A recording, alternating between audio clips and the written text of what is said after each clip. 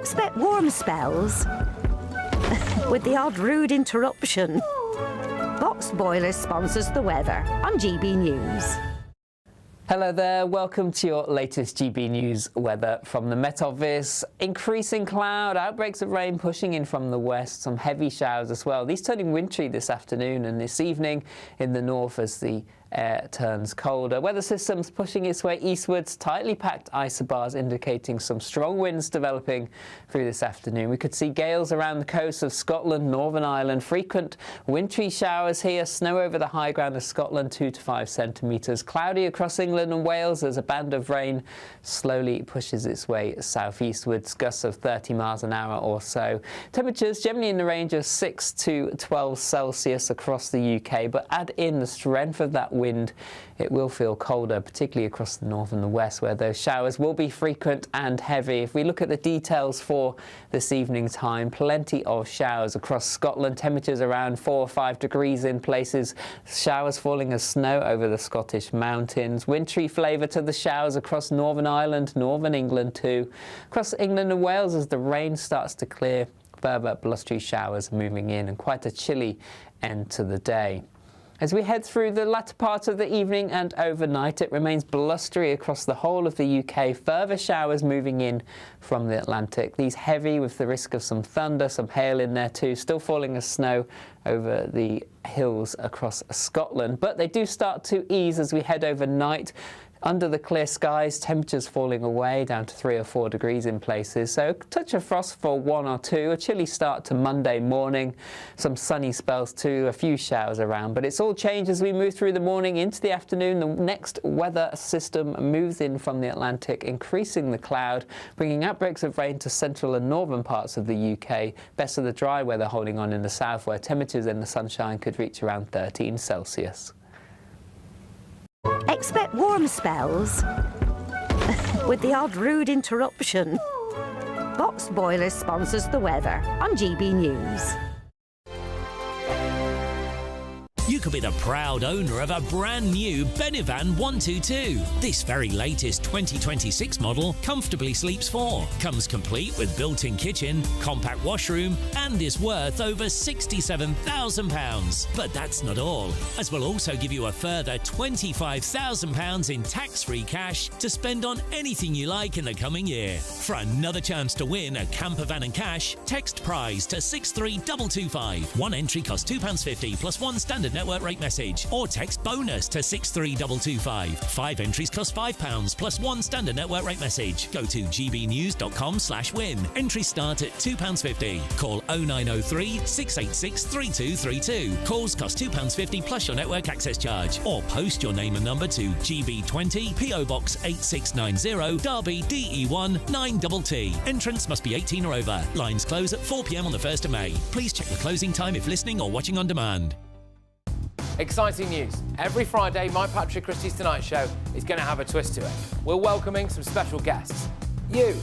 That's right, on Fridays I'm going to be doing my show in front of a live studio audience, because this show is about you and what you have to say. It's going to be the same big debates, same big topics, same big opinions, but every Friday night at 9 p.m. you are invited to come on down to Patrick Christie's Tonight to be a part of the action. Only on GB News, the People's Channel, Britain's news channel. Hi, I'm Michelle Dewberry, and my show is your opportunity to cut through all the noise and dive in headfirst to some robust debates. Ideas clash. Situation, isn't it? No, because the failure is you're deliberately avoiding my point. Nothing's held back. And if you think this is the end of it, wait for more. And we do not shy away from the difficult stuff. Sometimes I want to shake people and say, if only you understood. So join me on Jubes & Co weeknights at 6 p.m. only on GB News, Britain's news channel. From cold mornings to warm family brunches, from football to tennis in the car, in the kitchen. GB News Breakfast is there. With the stories you need and the conversations that matter. Anyway, let's talk business. Well, it has been a historic night in British politics. It's astonishing, isn't it? We're here again to start your day just right. GB News Breakfast. Every morning from 6 a.m. Only on GB News, Britain's news channel. From the school run to the home run, watch a new show for all of Britain. He can say whatever he wants. A straight-talking show where all voices are heard. And, you know, when are we going to stop talking about smashing the gangs and actually do it? With the stories that matter from every part of our country. There's a bit of a crash landing there for your Chancellor. Bold, fearless and standing up for you. That's me, Martin Daubney, 3 p.m. till 6 p.m, weekdays, here only on GB News. The People's Channel, Britain's news channel.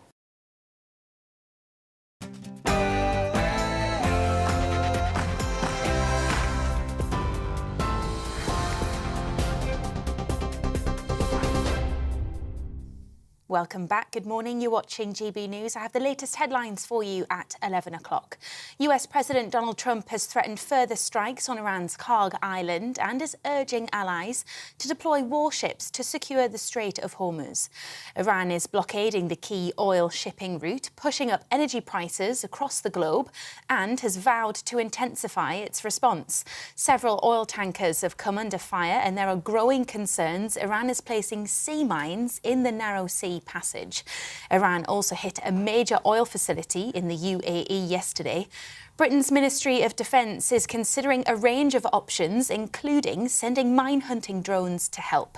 But the UK's former National Security Advisor, Sir Mark Lyle-Grant, says re-establishing the shipping lane won't be easy. We've seen 16 ships attacked by drones, and that's even before the mines come into effect. And that's going to make insurance very difficult. It's going to make the owners of the ships very reluctant to risk putting ships through the Straits of Hormuz. And that is having economic consequences right across the world. I mean, we talk about the petrol prices in this country, but actually the worst impact is in Asia, where there's been electricity outages, there's rationing of electricity, etc.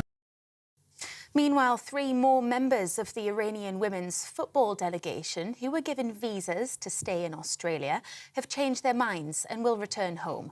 It's after the group fell silent for their country's national anthem in their opening Asian Cup match 2 weeks ago. Australia's government says it did everything possible to ensure the women had a chance to have a safe future in the country. Thousands of protesters are set to gather in central London for the Al-Quds Day demonstration. The gathering has drawn criticism after its organisers expressed support for Iran's late leader, the Ayatollah Ali Khamenei. The Metropolitan Police is warning they will act decisively on what they call intifada chants and placards spreading hate. At least 1,000 officers have been drafted in to manage the crowds, which are expected to be up to 12,000 strong. The Environment Agency could be given police-like powers to tackle fly tipping in England. It's reported enforcement officers will be able to arrest people, search premises without a warrant, and seize assets. It's part of government plans to be announced next week. Under the proposals, transporting or dealing waste illegally could carry a 5-year prison sentence, and drivers who dump waste out of their cars could also face points on their licence. Britain's nuclear test veterans are calling on the Prime Minister to take action after reports they suffered a greater risk of radiation than is officially acknowledged. Those who served at test sites during the late 1950s say they had cancer, blood disorders and that they've lost children. Their lawyers are calling on Sir Keir Starmer to ensure they get justice and arrest those responsible for any cover-up. The actor John Alford has died in prison 2 months after he was jailed for sexual assault. The 54-year-old was given an 8.5-year sentence in January for sexually assaulting 2 teenage girls. His real name, John Shannon, rose to fame in Grange Hill before starring in London's Burning in the 90s. His cause of death has not been shared. And happy Mothering Sunday. The royal family have released a collection of photos to celebrate. They show the King and his sister Anne, the now Princess Royal, at Balmoral in 1953 with their mother, Queen Elizabeth, and her corgi Sue. Other photos show Queen Elizabeth with the Queen Mother and Queen Camilla with her mother. Prince William has also shared this photo of him aged 2 with Princess Diana, saying he remembers his late mother today and every day. Those are your latest headlines. Now it's time for Michael Portillo.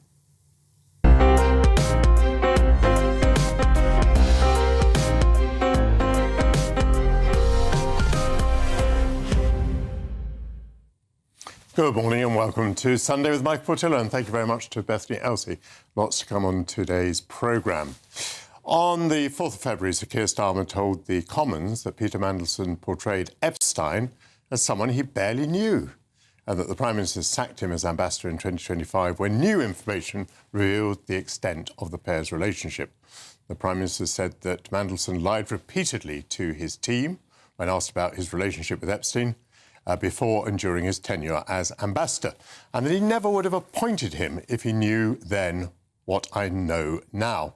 Starmer repeatedly told MPs that full due process had been followed in giving Mandelson the Washington ambassadorship. Now, how do those claims stack up today, following a release of files describing discussions within government before Peter Mandelson was appointed to be our ambassador? Joining me now is my panel, the former Labour advisor Scarlett Maguire and the former Conservative advisor James Price. Welcome back to you both. James, Kemi Badenoch talked about lie after lie.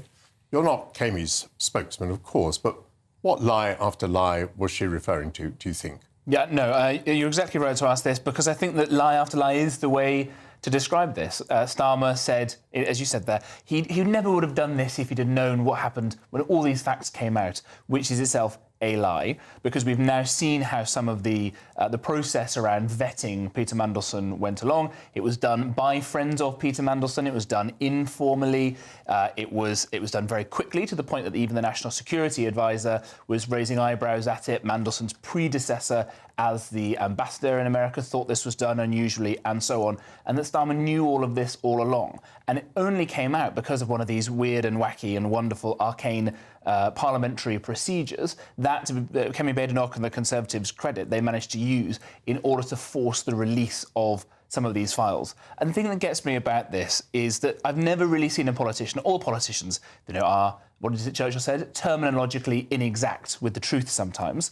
But I've never seen a politician so convinced of their own morality and their own righteousness and rectitude, and yet lies so often and so frequently as the Prime Minister does. And I think, therefore, that his integrity, not just in choosing Mandelson, knowing all of this, but then lying about it and misleading the country, is a massive issue. And although it may not be the biggest issue affecting the whole country, if we know this is the way the Prime Minister behaves about this issue, how else is he behaving on all the other important topics? The comparison, James, is being made with the Boris Johnson period, when Boris was being examined in the House about what had happened during the number 10 parties which were held during COVID.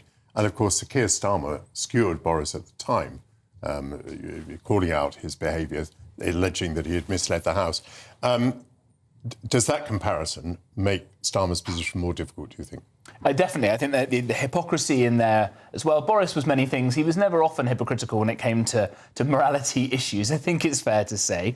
But, we all remember the old cliche from Watergate that it's not the crime, it's the cover-up. And I think those are true now as they were true then. I think the big difference beyond just the hypocrisy is that in the Boris Johnson case, it was about cake and it was about small informal gatherings and some of his staff getting too drunk in COVID lockdowns when they ought not to have been. And I'm not excusing any of that. The difference is between those sorts of shenanigans that were improper and the depth of frankly, the depravity that we're starting to see come out of these Epstein files now. It's much, much more serious and much more damaging, I think. Scarlett is looking outraged. Why are you looking outraged? Well, I'm because I think that what James is doing is saying what we know now is what Keir Starmer knew then, which actually isn't true. I mean, that's what he said. I think this thing about lying, I think he made a grave error of judgment. And that's what happens if you outsource your judgment to the people around you. And that's what happened, is that he didn't interview Mandelson. Morgan McSweeney and Matthew Doyle, all interviewed Mandelson, and they were both very, very close friends of Mandelson. In fact, I mean, Mandelson seems to have been pulling a lot of the strings all the time. That was appalling. It was. Let me just stop you at that point then. So was the Prime Minister justified in describing that to the House of Commons as full due process? There was more than that. We know there was more than that. I mean, so I think he felt full due process had happened because that's what he'd been told. I mean, the thing about Keir Starmer is, can I say that throughout the time that Morgan McSweeney and Matthew Doyle were there, They were very economical with a lot of truth. I mean, I'm talking about briefings against cabinet ministers when they would go, no, nothing to do with me, and you knew that nothing moved in number 10 without them. So, and Keir would say, what's happened? And they go, nothing to look at here. And he'd go, OK. So that was Keir's problem, is that he believed two people who didn't, and he should not have... If there was a fuller process, the fuller process has revealed that the people who were consulted were recommending to the Prime Minister that he do not do this. Jonathan Power was saying that it was a weirdly rushed process. Others were saying that Mandelson was a liability. When you say that we know now more than we did then, that is literally true. But we knew an awful lot then. For example, the Daily Telegraph had very obligingly published an 1,800-word article which set out the extent of the relationship between Mandelson and Epstein following Epstein's conviction. All of that was available. I know, and what I'm saying is that Keir Starmer's mistake, one of the mistakes, I mean, the other mistake was a grave error of judgment. One of his mistakes was outsourcing his judgment, right, is that he allowed this. But, I mean, for a lot of the women in the Labour Party, they were appalled that somebody who knew Mandelson, which Keir Starmer did, he knew that Mandelson was still in touch with Epstein after he'd been convicted, that he still went on. And actually, that's what's... And also, an awful lot of people knew that Mandelson had been sacked over and over again. I mean, he was very, very high risk. I think, I mean, I'm not arguing that it wasn't a grave error of judgment. I just don't think... as which side of the argument you're on. No, I just don't think... what I'm saying is I don't think Keir Starmer lied. I think it was an error of judgment. I don't think he lied. I think that's the difference. Let's see what James thinks of that. I mean, let's take the points one by one. We do know more now than we did when Mandelson was appointed ambassador. But is that relevant? Did we know enough at the time for it to have been a bad decision? That's the best and most spirited defence I've seen given of Mandelson and Starmer, bless them both. But I don't think it's enough because, as you say, we knew enough in the public domain at the time for this not to be an appropriate appointment. I mean, frankly, with anyone with half a political brain, knowing Mandelson's history of how many scandals he's been through, how many times he's been caught and been fired, that alone ought to have been enough. You can't imagine sending someone quite so frequently disgraced to go and be our man in DC. So that, I think, alone was enough. I think Michael Gove at the time may have said that it was a clever appointment. There is a group in British politics that I call the too clever by half. Absolutely. Who always see some great merit in doing something extraordinarily risky. So the Prime Minister was not entirely alone in this. A lot of the commentariat were absolutely saying this is brilliant. This is. They all wanted invitations to DC, particularly on the right. Right. I mean, it was the boring left-wingers who went, but Peter Mandelson is not a good person. And getting at the heart of the cover-ups is again being too clever by half. This happened with Boris and Partygate. It's happened with all of these sorts of cover-ups. With Nixon originating in some of this stuff. You're trying to go, I know, we'll be able to bamboozle people. We'll be able to get around the truth. We'll say this here. We'll say it there. It's exactly as you say. I think the righteous and virtuous thing to do ought to be in these cases, by and large, hands up, we made a mistake. The public will judge us based on that, but I think I'm still the right person to do whatever the job may be. I'm going to continue doing it until my colleagues or the country boots me out, rather than trying to engage in any of this, exactly as you say, being too clever by half. And I wonder whether perhaps it's the fact that this always seems to happen when you're in number 10, and you will know this, that you're in that kind of security environment, you're in a sort of bunker mentality all the time and the whole world's out to get you, does rather lend people to making poor decisions rather than getting out into the clear light of day and doing what's virtuous and right. Let me go back to Scarlett, who mentioned women. I think one of the points here is that it looks like these men in number 10 were trying to make political calculations, and at no point did they ever think that there had been a series of crimes, a criminal and victims, and that the person they were thinking of appointing as ambassador had been associated with this criminal. Now, they may argue that they didn't know to what extent and at what time and so on. But, I mean, that was an insensitivity to begin with, wasn't it? Someone who had sustained a relationship with a criminal who'd committed crimes against women, was that the sort of person you wanted as ambassador? No. I mean, there were an awful lot of people outside number 10, and by the way, James, I completely agree with what you say, and it's true of whatever party you're in, of that bunker meant, and number 10 don't get out. They don't get out enough.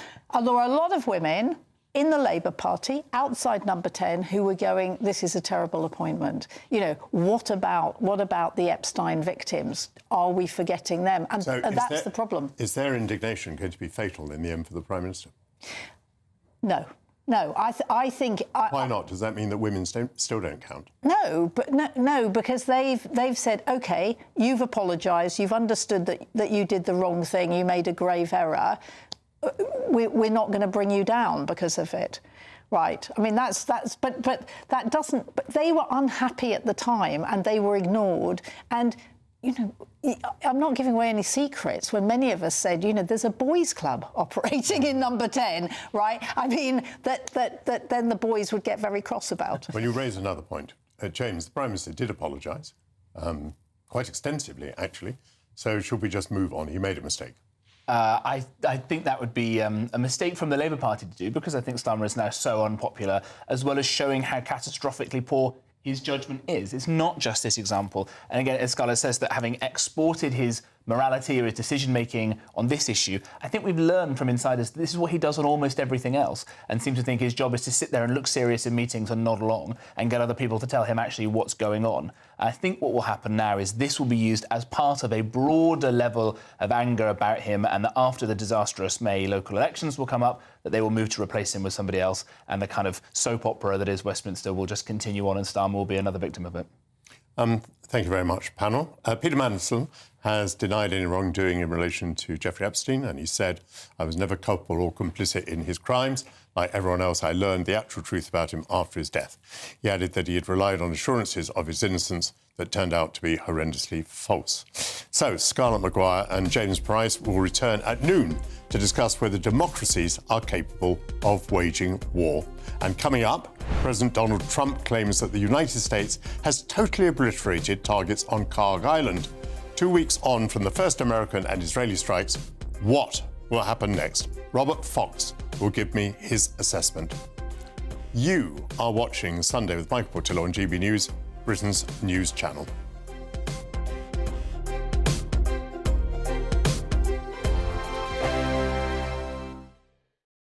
Westminster's full of talk, but out here, it's the real world. Am I allowed to talk now? No, that's it. This is where it matters, real people and real lives. That's what politics is all about. In fact, has Trump made a good start? No. Straight answers, no spin, and just a couple of pints. How many fingers have I ever got up? About 10. So join me for Lee Anderson's Real World every Friday at 7 p.m, only on GB News. The People's Channel, Britain's news channel. You want to know what's really going on in the corridors of power? Labour don't know what to do with you half the time, and that makes you quite lethal in the chamber. Get behind the headlines with Chopper's Political Podcast. Join me, Christopher Hope, as I sit down with the great and the good of British politics. We'll see where this ruling takes us. These are the stories shaping our nation. Chopper's Political Podcast, available now on all platforms. Listen in and stay ahead. Decisions made in Washington aren't just shaping America, they're shaping Britain too. From migration to global security, from crime to health. Whatever happens in the White House today will be felt in your town or city tomorrow. That's why The Late Show is live from Washington, DC. Cutting through the politics to show you what it all means for Britain. The Late Show live every night at midnight. Only on GB News, Britain's news channel. Bold. They are under no illusion. Ray. Are you a human trafficker? Boundless. I've had enough of the nonsense, and I'm not afraid to say it. Don't get this on the BBC. Every weeknight, I tear through the headlines. The smell of gasoline. Should we be worried about it? From Westminster madness to cultural war chaos. What I'm going to do now is they are throwing things out the car as we speak. Get ready, Britain. Here we go. Patrick Christie's tonight, weeknights from 9 p.m, only on GB News, Britain's news channel. Hi, I'm Michelle Dewberry, and my show is your opportunity to cut through all the noise and dive in headfirst to some robust debates. Ideas clash. Situation, isn't it? Because the failure is... You're deliberately avoiding my point. Nothing's held back. And if you think this is the end of it, wait for more. And we do not shy away from the difficult stuff. Sometimes I want to shake people and say, if only you understood. So join me on Jubes & Co. weeknights at 6 p.m, only on GB News, Britain's news channel. From cold mornings to warm family brunches. From football to tennis in the car. In the kitchen. GB News Breakfast is there. with the stories you need and the conversations that matter. Anyway, let's talk business. Well, it has been a historic night in British politics. It's astonishing, isn't it? We're here again. To start your day just right. GB News Breakfast. Every morning from 6 a.m. Only on GB News. Britain's news channel.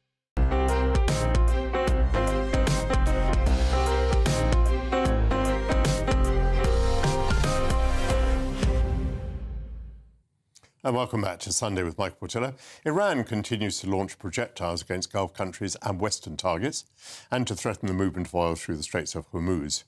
The United States appears to have sunk much of the Iranian navy, but a number of civilian ships have been hit by Iran or by its allies. 2 weeks on from the first American and Israeli strikes, what is going to happen next in the Middle East? Defence editor at the Evening Standard, Robert Fox, joins me now. I'll tell you what has struck me. I mean, the Israelis and the United States have been as successful militarily as you could possibly expect them to be. They've destroyed one thing after another. And yet I detect somewhat in the tone of President Trump the sound of someone who thinks he's sort of losing. What he's losing is public support at home. He's worried about the price of petrol, or gas as they call it, at the pump. He's worried about the lack of public support for the war. And therefore his position is in that way weakened. Obviously, the Iranians can smell all of this. The Iranians, I think, including wherever he is, the new supreme leader, have been better prepared for this than we may have thought. It is now clear, particularly the IRGC, the Revolutionary Guard Corps, was ready for this after June last year. A lot had been taken out and they knew a lot more was coming. And just quickly, that it's clear in detail that they diversified their command throughout the 31 provinces, through various centres. And that's why they've had this ability, not quite of surprise, but to have kept the antagonists, particularly America, guessing all the time. And it is quite serious. Yes, that they can claim that they're winning, but Iran has closed the Straits of Hormuz and hit the great oil terminal of Fujairah. That is probably the most significant thing that's happened in the last 24 hours. So now what? Trump is in thrall to world energy prices, and I think that's what spooked him. Yes. Now, I mean, considering the Straits of Hormuz, what do we think the present state of play is? I mean, do we think it has been substantially mined or not? The Americans have claimed to be very successful in sinking mine-laying vessels. Do we think it was pre-mined? Do we think some of the vessels got through and have mined it? What do we think is the state of affairs there? Well, there's been sort of mining on and off around the region, including the time when you were Defence Secretary. You know, it's always been a gambit. It's a ploy. It's a thing that you can do. You can keep people guessing because of the nature of the coastline, the small boats, as you say, and particularly the advance in sub-aqua systems. There are very crude mines that have been spotted way back. I think in the last 30 years, one had a Tsarist casing to it from Imperial Russia. It had Russia 1911 on it. That was an old-fashioned sea mine.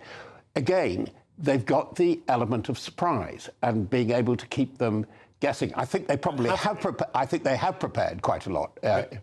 Have the Americans not succeeded in sinking the mine-laying fleet? What I'm putting to you in general is we're very scared at the moment about the closure of the Straits of Hormuz. That has got the West very, very frightened.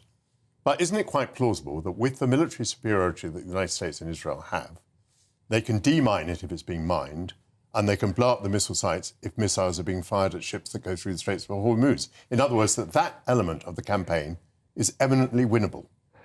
It should be, but there are too many unknowns about it, known unknowns, to use a Rumsfeldism, but it really is serious, and you have to assess it. And this is where the problem comes in, Michael, because it affects confidence in the markets. It's no use saying that we can do convoys. I think we will follow Macron. I think there may even be a British ship, you know, that maybe a Dragon has to go around and do. That is possible.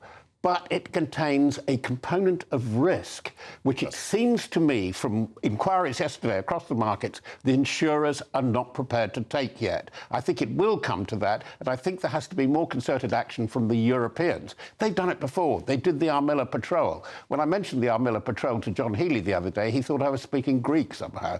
That, you know, we've not, we, the UK, we do have a vital interest in that area, particularly in the oil and gas that comes out of it. We have not prepared well for this. No, I will certainly acknowledge that. But it was put to me earlier by Camilla that there was some inconsistency between Trump saying he doesn't want the Royal Navy to help him in the war, but he wants the Royal Navy to contribute to protecting the Straits of Hormuz. Actually, it seems to me there's no inconsistency there. You know, at a certain phase of the war, they probably are going to have to do convoys, and those convoys are going to have to be international. And if we want to hold our head up in any chamber in the world, we're going to have to be part of those convoys. And there is going to be a risk of losing a Royal Navy ship. There will be. We are going to have to find 3 ships to do that, and that's where we are so unprepared. By the way, I think it would be absolutely nuts to risk the Prince of Wales, that kind of hull. It's an enormous target with very little efficacy coming off it. Now, on the other hand, which I wish the government had spelled out absolutely clearly, why Dragon is a real winner, it's a real asset, and much respected by the Americans, because, you know, probably you signed off on this, the origins of the Samson radar, which is extraordinary, and the integrated fire control system. In other words, it can see a lot and it can shoot down a lot compared with most other air defence destroyers in the world. And it should have been there in the first place. I think the criticism that she should have been forward deployed, or one of her sister ships, say, in January, there is a very strong case. Do you remember that marvellous book by Norman F. Dixon, an engineer who was blown up and became a psychologist, on the psychology of military incompetence? We're seeing a lot of psychology of military incompetence going around in the planning of this one at the moment. The shocking thing is how utterly unprepared the British Armed Forces are for something that could tip into conflict. I'm not arguing for war or going to war, but you have to be prepared to war, because it's not only nuclear deterrence, there's conventional deterrence. All right, since you've taken us down that route, would you like to assess what the war so far has done to the standing of Britain in the world? It's knocked it very, very badly, because it's now you see me, now you don't, on the one hand, on the other. As one of the famous Democrat managers said to Adlai Stevenson, you're too goddamn on the one hand and goddamn on the other. We are committed to our allies, and the allies, we should listen to them. The strong ones now in the region are, curiously, France, yes. Actually, Macron spoke a lot of sense from the deck of the carrier. He wasn't going to war, but we have to be prepared to do preventive measures, including, if there is a deal, patrol the Straits of Hormuz, and the Italians, who have, on the whole, a more modern, slightly bigger and more effective surface navy than we have now. And if we get to the point where the issue is trying to keep the oil supplies of the world going, and we're asked to form part of that flotilla, that convoying process or whatever, I wouldn't have thought that issues of international law ought to get in even Britain's way to do that, should they? No, they shouldn't. I think the former Supreme Court Justice, Jonathan Sumption, put it beautifully the other day. Yes, if laws of war and the rules of the road, the law-based or the rules-based order has to obtain, but unfortunately, reality keeps breaking in, and reality brings us the rumours, the threats, and actually kinetic war. And we've got to do this. This is the thing that the authors of the Defence Review, now completely finished, thought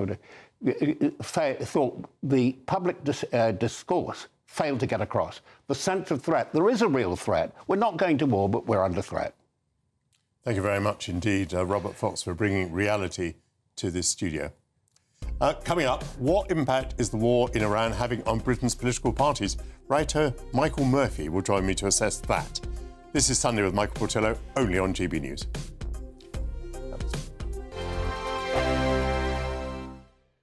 Hello there, welcome to your latest GB News weather from the Met Office. Increasing cloud, outbreaks of rain pushing in from the west, some heavy showers as well. These turning wintry this afternoon and this evening in the north as the air turns colder. Weather systems pushing its way eastwards, tightly packed isobars indicating some strong winds developing through this afternoon. We could see gales around the coast of Scotland, Northern Ireland, frequent wintry showers here, snow over the high ground of Scotland, 2 to 5 centimetres. Cloudy across England and Wales as a band of rain slowly pushes its way southeastwards, gusts of 30 miles an hour or so. Temperatures generally in the range of 6 to 12 Celsius across the UK, but add in the strength of that wind, it will feel colder, particularly across the north and the west, where those showers will be frequent and heavy. If we look at the details for this evening time, plenty of showers across Scotland, temperatures around 4 or 5 degrees in places, showers falling as snow over the Scottish mountains, wintry flavour to the showers across Northern Ireland, Northern England too. Across England and Wales as the rain starts to clear, further blustery showers moving in and quite a chilly end to the day. As we head through the latter part of the evening and overnight, it remains blustery across the whole of the UK. Further showers moving in from the Atlantic. These heavy with the risk of some thunder, some hail in there too. Still falling as snow over the hills across Scotland. But they do start to ease as we head overnight.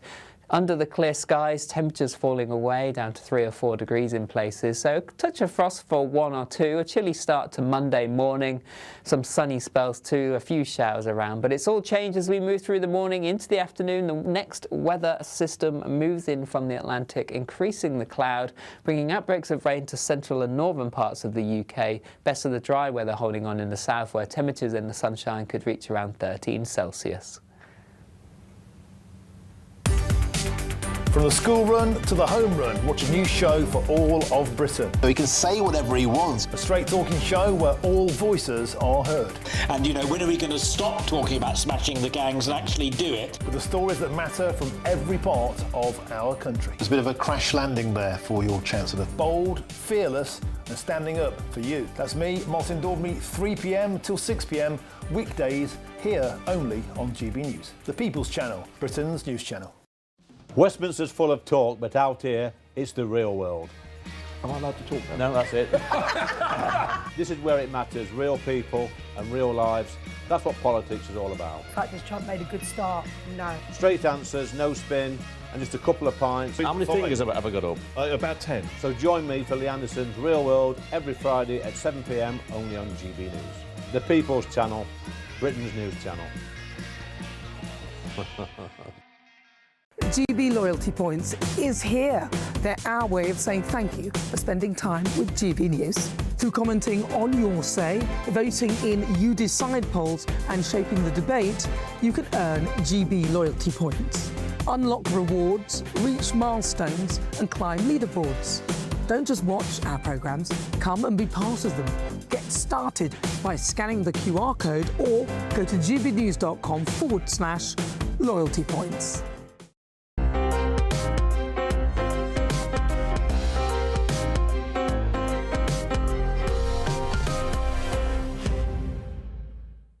Welcome back to Sunday with Michael Portillo.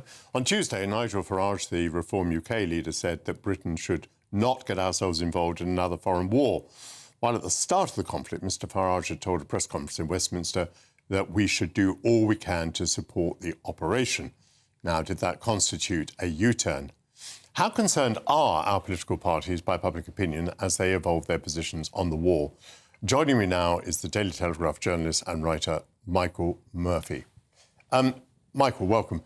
You've written a piece in which I think you're suggesting that maybe the Conservatives and Reform UK have misidentified their own political advantage in the things that they've been led to say about the war. If I've interpreted you correctly, can you tell me what you mean? Precisely, Michael. The beginning of last week, we had statements from the leadership of both the Conservative Party, Kemi Badenoch, and Reform, essentially, rattling blunt sabres in support of this conflict, saying that we should join America and Israel in strikes on Iran, on Iranian missile sites. Richard Tice, Reform's deputy leader, went as far as to say we should do this simply if we're asked by America or Israel. There was very little mention of what British interests would be served by such an action. And I don't think there's been a case that any British interests are being served by a war that's going to hike up energy prices, that threatens to topple the global economy, frankly, if the Straits of Hormuz remain inactive. Well, the case would be either disarming Iran or toppling the regime in Iran. And the case would go on to say, partly that we might wish to respond to the fact that Iran has been murdering its own citizens in vast numbers. We might want to respond to the fact that Iran has been destabilising the Gulf region for decades through proxy terrorist groups, and that Iran has posed a threat directly to people on British soil. So those would be three elements of thinking that British interests were involved. Well, if we could just take those one by one. So the nuclear weapon threat, which seems to be the official justification now, this is very reminiscent of the Iraq War justification, and at least the intelligence services gave us the courtesy of lying to us that there was evidence. This time, nothing of the sort has been even suggested. So I don't find that a plausible explanation to mobilise British troops or assets in the region. The Iranian treatment of their own people is a tragedy, but ultimately, if we were to decide foreign policy on whether regimes are nice to their citizens, we would be at it all day, and we wouldn't, we'd have no rest. The Iranian proxies in the region, yes, that is a challenge mainly for Israel. I think we should avoid confusing our national interest with Israel's. Frankly, Britain's problems are far closer to home. It wasn't the Iranians that have, led to high levels of immigration and terrorism and all the rest of it on British soil over the last 2 decades. We've slipped from considering the position of the political parties to considering your own opinions, which, though very interesting, do you mind if we go back to the other? Is it your contention that Reform UK, for example, and the Conservatives have damaged themselves with voters by the postures they've taken? I think it's too soon to say that conclusively. Polling by JL Partners and YouGov since the war began has Reform down 4 or 5 percentage points, which is the highest decrease of any major party, and the Greens up 5%. Percentage points, which is the highest. And, Zach Polanski is probably dovish for all the wrong reasons. We'll see if that, he's able to make political capital out of not supporting this war when Reform and the Tories have done a screeching U-turn and opened themselves up for a line of attack from Starmer that may well affect their chances in the mid to long term. Why do you think Reform UK made its initial responses, took its initial stance, which was very pro-United States? I think that Richard Tice said something interesting. He said that Reform could always be trusted to stand rock solid with Israel, and that Labour had betrayed Israel, as if fealty to a foreign country is any basis on which to judge our foreign policy. I don't think you'd talk about any other country. You'd see British politicians talking about any other country, perhaps with the exception of the United States. Yes. And so I think that there's a temptation on the British right to confuse culture wars, in which we might see Israel vaguely as an ally against the forces of radical Islam in the Middle East, as we are trying to battle the forces of Muslim sectarianism and Islamism in this country. And, real wars, real foreign policies, confusing domestic culture wars with actual wars. Now, what about the position of the Labour Party? How do you think, well, there have been various positions, I think, in the government. How do you think those positions have helped or hindered its recovery with the electorate? Well, I don't think that Starmer is, there's a groundswell of popularity for Starmer, given his unpopularity in general. However, Trump mocked him for being no Churchill during this war, for his reticence to be involved, to have, retaliatory strikes on Iran. And I think that that's a very good thing. And I think that Reform and the Tories, had they been in government, they would have maybe got us involved in this war, and that would have proved deeply unpopular. Well, actually, I don't think Britain could have been involved in the war because it doesn't have the armaments and the equipment to get involved in the war. I mean, the initial question was whether the bases should be used to allow the Americans to operate in the war? And the first answer... Yes, but we're apparently sending HMS Dragon into the region. We are perfectly able to fly sorties over Iran if the British government ordered that. So we could be more involved. We're not going to move the dial on the outcome of the war, but I think judging from polling on the British public, that's there's very little appetite. Are you going so far as to suggest then that when Trump insults Starmer, says that he's no Churchill, draws attention to the fact that he's not been very cooperative, the Israelis this morning, or an Israeli this morning, was saying how disappointed he was with Britain. Could this actually be helpful to Starmer with the British electorate? I think if the Straits of Hormuz is held hostage by the Iranians for some months to come, and we see massive spikes in oil prices, in fertilizer shortages, etc., the cost of living in this country and elsewhere is going to go up, and Starmer will be able to say, I did not recklessly support or commit British troops to this war. Can the opposition say the same? And sadly, they can't. Michael Murphy, that's a very interesting view. Thank you very much indeed. Time for the Great British Giveaway now, and the biggest prize of the year so far, worth over £92,000. Here are the details, everything you need to know about how to make it yours.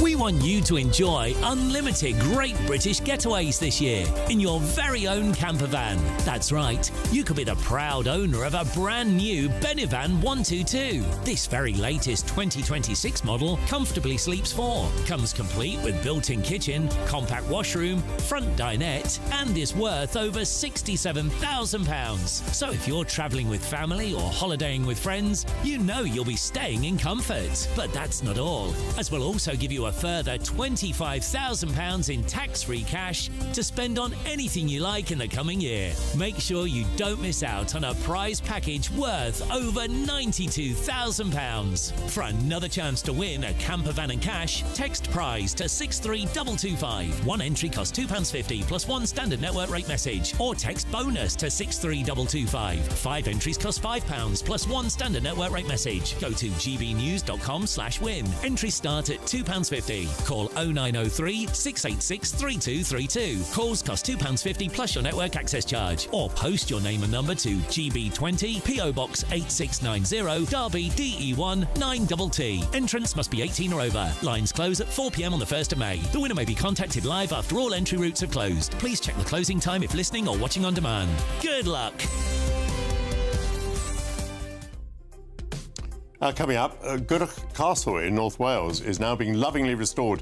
Lady Marina Cochrane, whose family once lived in the castle, will tell me more. This is Sunday with Michael Portillo, only on GB News.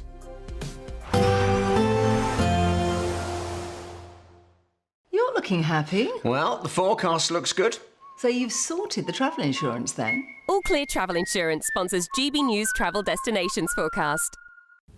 Wet and windy weather will dominate the central Mediterranean over the next few days, bringing some heavy rain and rough seas to some areas. But actually, it's a fine outlook on Monday for many parts of the Canary Islands, Madeira and in particular Iberia. Plenty of sunshine here.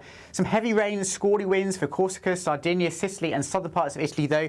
Heavy rain, perhaps even some flooding in places. But that unsettled weather moves down to southern parts of Greece and into Turkey by Tuesday and Wednesday, leaving a fine outlook for many other parts of Europe.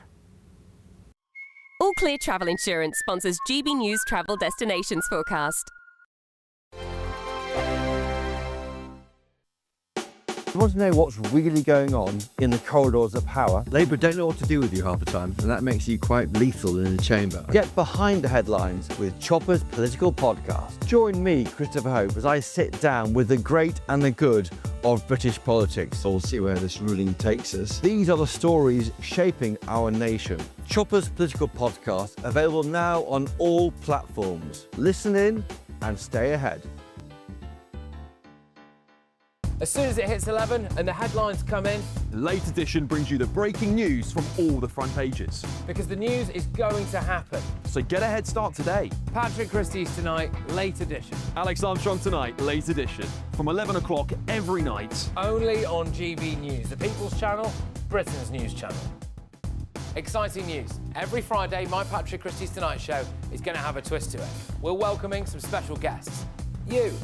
That's right, on Fridays I'm going to be doing my show in front of a live studio audience because this show is about you and what you have to say. It's going to be the same big debates, same big topics, same big opinions, but every Friday night at 9 p.m. you are invited to come on down to Patrick Christie's Tonight to be a part of the action. Only on GB News, the People's Channel, Britain's news channel. At GB News, we love to hear from you, our loyal community. So drop us a line at gbnews.com/yoursay. There you can talk to each other and also to the presenters live on air. gbnews.com/yoursay, because GB News is your channel, Britain's news channel.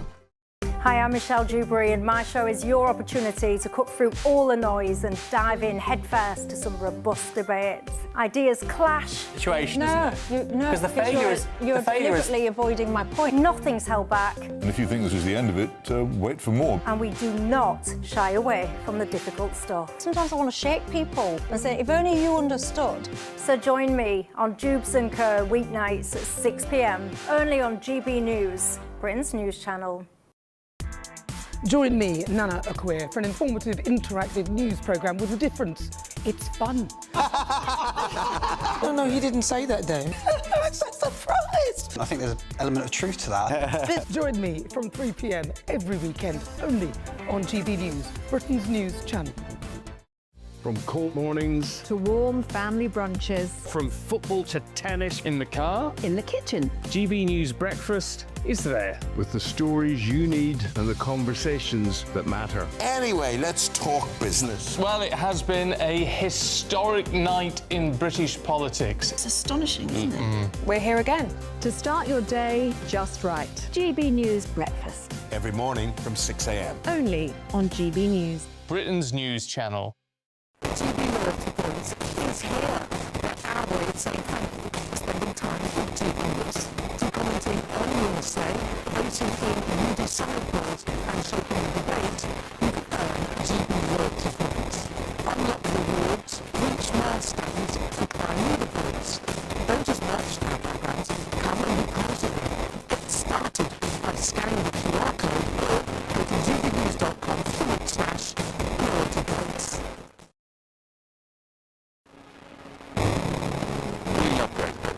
Its history, its culture, and its tradition. And that's why we're so proud to be part of the GB News. You're genuinely emotional. Come in. GB News does pay attention to those living in the making media. The majority of its conveners forefathers fought and died to maintain liberty, to fight for freedom of speech, and rule of law, the rights of property and democracy. This is the heritage that our country should be so proud of.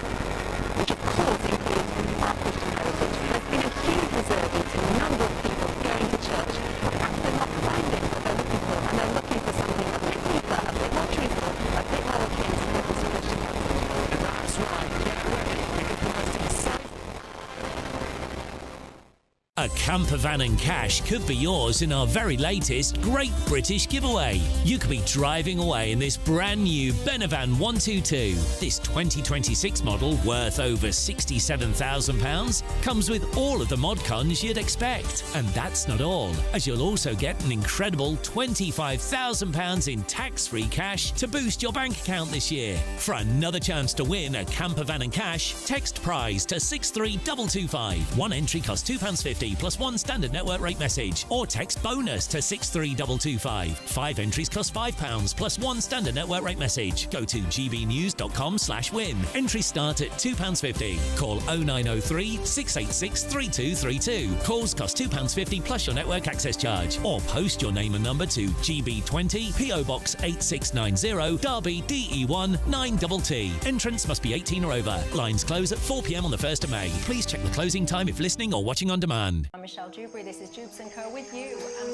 Hello everyone, Patrick Christie is here. GB News, Britain's news channel. Access the stories that matter to you. Take the GB News family with you on any device. And as long as you have an internet connection, tune in to GB News anywhere on the planet or beyond. GB News, the People's Channel, Britain's news channel. From the school run to the home run, watch a new show for all of Britain. So he can say whatever he wants. A straight talking show where all voices are heard. And, you know, when are we going to stop talking about smashing the gangs and actually do it? With the stories that matter from every part of our country. There's a bit of a crash landing there for your Chancellor. Bold, fearless and standing up for you. That's me, Martin Daubney, 3 p.m. till 6 p.m, weekdays, here only on GB News. The People's Channel, Britain's news channel. Westminster's full of talk, but out here, it's the real world. Am I allowed to talk now? No, that's it. This is where it matters, real people and real lives. That's what politics is all about. The fact is Trump made a good start, no. Straight answers, no spin, and just a couple of pints. How many fingers have I got up? About 10. So join me for Lee Anderson's Real World every Friday at 7 p.m, only on GB News. The People's Channel, Britain's news channel. You want to know what's really going on in the corridors of power? Labour don't know what to do with you half the time, and that makes you quite lethal in the chamber. Get behind the headlines with Chopper's political podcast. Join me, Christopher Hope, as I sit down with the great and the good of British politics. We'll see where this ruling takes us. These are the stories shaping our nation. Chopper's political podcast, available now on all platforms. Listen in and stay ahead.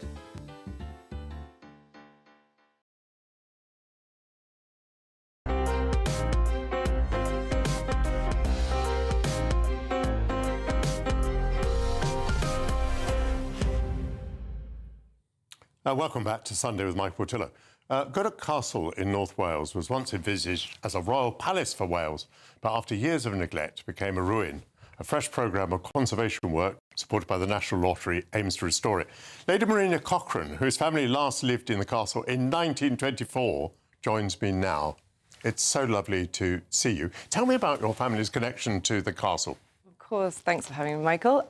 So my great-great-grandmother, Winifred Cochrane, used to live in the house up until 1924, and she didn't pass it on to my family. Actually, she passed it on to the royal family and alternatively the Church of Wales. So as a family now, it's been quite interesting coming onto the project. So I'm helping Mark Baker, the historian and custodian of Gwrych Castle, who I believe you've met, restore it now into sort of its rightful space and hopefully into a museum. So we're going to relocate some of the art collection that was once there. I did meet Mark Baker, and his story was that he'd passed the castle again and again as a child, I think, travelling to school on the train, and he became determined that he was going to restore the castle. How was it that the castle had been allowed to go to ruin? So, well, the intimate details I can't recall exactly. However, when my grandmother passed it, it was obviously it's an extraordinary castle. Huge gardens, enormous battlements, and it's obviously quite difficult to maintain. So it was passed from buyer to buyer after the sort of royal family didn't take it on. And we've had many people passing through North Wales, including sort of travellers who have taken and stripped the castle interiors. We used to have an enormous Italian marble staircase that ran down the centre of the house, and it's actually all been taken. So stained glass windows, everything. So it's quite extraordinary to see how, you know, in such little time, a house can be completely sort of deteriorated. Well, let's be more positive. What is, as an art historian, describe to me the value of this castle.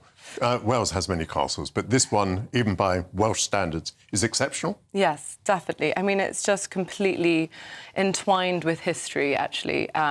Obviously passed from many different families, but also we have had Jewish refugees who came after or during the Second World War to the UK. So we have actually, on Sky History, on the programme that's coming out tomorrow, you'll actually be able to listen to an interview of a family that was rescued from the Nazis. And so there's lots of really beautiful storytelling moments within the castle's history. And it obviously sits at a very sort of pinnacle spot in North Wales, overlooks the Irish Sea. And it really is. It's got sort of, I think it's got 18 towers, incredible battlements, and it sort of looks like a sleeping dragon on the hillside up near Abergele. Sleeping Dragon, that's absolutely marvellous. And are you at a sort of threshold moment? Has there been a breakthrough now? Can we anticipate a major restoration? Yes, so thank you to the National Lottery because they have given us a great deal of funding, and now we are able to put on a roof, which obviously is going to take some time. So we're going to start the construction right now. We're putting on the roof and we're hoping to put some floors on, and yeah, I think now, once we've started that, we'll be able to start thinking about the rest. So you talked about the staircase, for example. Yes. Can that, I mean, that must have been a glorious piece, must be hideously expensive. Yeah. Can we expect that to be restored in due course? I hope so, to some extent. Right now, if we can't find stuff at auction, we'll be able to replicate it somehow with copies and other materials. That will be hopefully part of my job as well, to sort of really find other ways that we can replicate what the house really was before. You talked about a collection in the context of Mark Baker. What is the collection and where is the collection? So, my great-great-grandmother was an amazing Victorian lady for her era. She collected a lot of female artists. In fact, she commissioned some amazing female artists from the States to paint portraits of her family. We have, I think, located 2 or 3 of those portraits now, but a lot of them are still missing. My great-uncle, so after my great-grandmother passed, my great-uncle passed a lot of the collection to the National Museum of Wales, also the Royal Collection. So we had great ties with the royal family at the time. So we think that we have collections dispersed across the country. And you're having to buy them back? Hopefully on loan. So hopefully what I'll do as the curator of the project will be to create partnerships with the rest of the country and other museums. People have all sorts of things to be concerned about and worried about. To complete this sentence, I should be concerned about the future of Gwrych Castle because... Oof. Well, having been there many times myself, it has got a great sense of community. So I would be deeply concerned about the future of Gwrych Castle because of the community that it has brought together. So thank you to my great-great-grandmother. She built a large portion of different parts of the villages around North Wales, and the community are so strong, and it's really thanks to all of their hard work that Gwrych is in the position it is in today. So I would like to see that continued, really. Tell me about your heart, as part of your heart in the castle. 100%. 100%. Going back sort of feels quite familiar. It's got a lovely warmth to it. Obviously, it used to be a home with sort of 5 young children who lived there. And it's got beautiful gardens. Everything's very thoughtful. And I think being able to put that and place that into a situation where it could be used for public use, I think will be really quite magical. Well, you speak from the heart and you speak very, very persuasively. I very much enjoyed my visit to Gwrych Castle. Yeah. It's going to be a long-term project, I think, but I very much look forward to it being put back together piece by piece. That is Lady Marina Cochrane, whose family last lived there in 1924. And that concludes the first hour of Sunday with Mike Portillo. Please rejoin me at noon. My panel will discuss whether democracies can successfully wage war. Alleged hate crimes against Muslims are far more likely to lead to a prosecution than those against Jewish people. Fias Rupal will join me to discuss that. The author, Harry Bucknell, will tell me of his journey around the United Kingdom. Who are the British people? And, returned from the smell of the grease paint and the roar of the crowd, Stefan Kyriazis will review I'm Sorry, Prime Minister and Broken Glass. All of that is coming back at noon. This is Sunday with Mike Portillo. Come back and see me at noon. We're only on GB News. See you soon.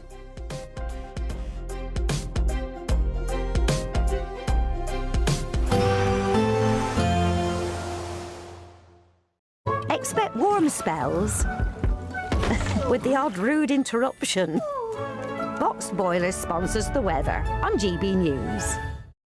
Hello there, welcome to your latest GB News weather from the Met Office. Increasing cloud, outbreaks of rain pushing in from the west, some heavy showers as well. These turning wintry this afternoon and this evening in the north as the air turns colder. Weather systems pushing its way eastwards, tightly packed isobars indicating some strong winds developing through this afternoon. We could see gales around the coast of Scotland, Northern Ireland, frequent wintry showers here, snow over the high ground of Scotland, 2 to 5 centimetres, cloudy across England and Wales as a band of rain slowly pushes its way southeastwards, gusts of 30 miles an hour or so. Temperatures generally in the range of 6 to 12 Celsius across the UK, but add in the strength of that wind, it will feel colder, particularly across the north and the west, where those showers will be frequent and heavy. If we look at the details for this evening time, plenty of showers across Scotland, temperatures around 4 or 5 degrees in places, showers falling as snow over the Scottish mountains, wintry flavour to the showers across Northern Ireland, Northern England too, across England and Wales as the rain starts to clear, further blustery showers moving in, and quite a chilly end to the day. As we head through the latter part of the evening and overnight, it remains blustery across the whole of the UK. Further showers moving in from the Atlantic. These heavy with the risk of some thunder, some hail in there too. Still falling as snow over the hills across Scotland. But they do start to ease as we head overnight. Under the clear skies, temperatures falling away down to 3 or 4 degrees in places. So a touch of frost for 1 or 2, a chilly start to Monday morning, some sunny spells too, a few showers around. But it's all changed as we move through the morning into the afternoon. The next weather system moves in from the Atlantic, increasing the cloud, bringing outbreaks of rain to central and northern parts of the UK. Best of the dry weather holding on in the south, where temperatures in the sunshine could reach around 13 Celsius. Expect warm spells with the odd rude interruption. Boxed Boilers sponsors the weather on GB News.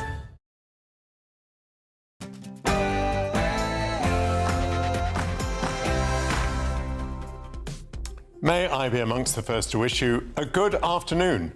The American poet Sarah Louisa Oberholzer described March as so fickle, so fair, pouting shy with wind-blown hair. This last week, I thought March was rather consistent, windy all the time. But anyway, take shelter here on Sunday with Mike Portillo for another hour of arts, culture, current affairs and politics. Only a few days into the war against Iran, President Trump looked concerned by the rise in the price of motor fuel in the United States and the impact that that could have on Republican prospects in the midterm elections.